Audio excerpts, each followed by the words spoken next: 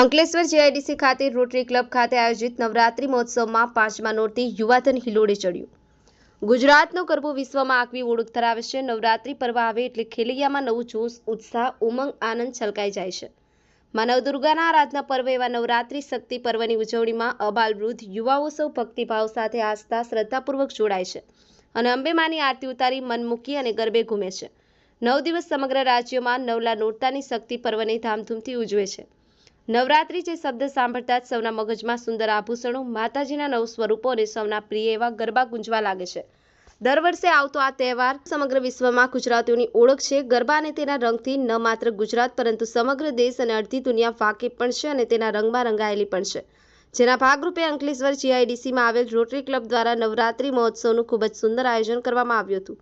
ગતરોજ પાંચમા નોરતે અંકલેશ્વર વાસીઓ ખૂબ જ ઉત્સાહભેર ખેલૈયાઓને ગરબે ઘૂમ્યા હતા। સૈયદ શેર અલી, ગુજરાત અદ્ભુત ન્યૂઝ ગુજરાતી, રમેશ સત્યની સાથે।